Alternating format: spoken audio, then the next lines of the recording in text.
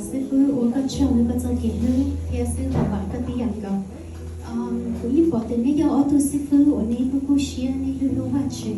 ，em muốn đau sau này tôi uống cơn này lúc nào lúc sau là lo, chừng mỗi lần tôi hai lúc sai chỉ tao này, thua này, thì là này những lúc sáng đấy cái này sản sinh tôi cho bây giờ chết, thì thao đi đó cứ uống trong cho bé ở tôi nhà sư phụ này ạ, nhà sư phụ sao như giờ ít tôi uống được lúc mà chưa từng gọi đi. Nếu như lúc mà chưa nếu nhau tao bắt tao chuyện là những cái đường ba tôi mình nhiều thế này ạ. Thì nhà sư hướng như giờ ít tôi uống thì chút sớ của lúc sau thọ của phong sau. Chỉ nhà sư hướng như ngô và được cũ là sớ của thọ và chữ của phong phong cho nên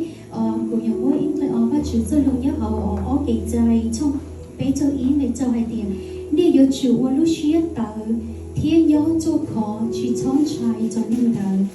Tu chữ uống giờ nên tu và chữ dùng cho giải nè. Nếu như chính giải nè là chỉ cho đi chơi đi là đại học thì thọ chữ phụ công một cho đi chơi là chữ mua đã chữ mua cho nên cái gì mua trong công là sau đi lúc sau thì thọ chữ phụ công một mình.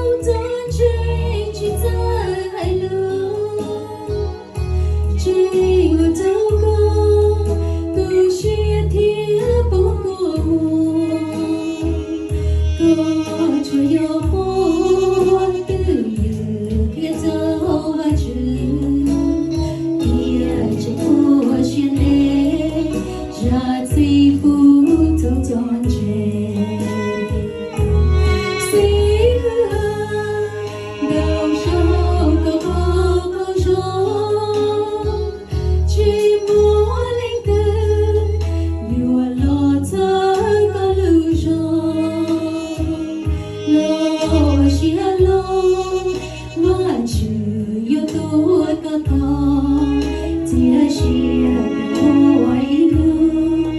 có mua chữ yêu sò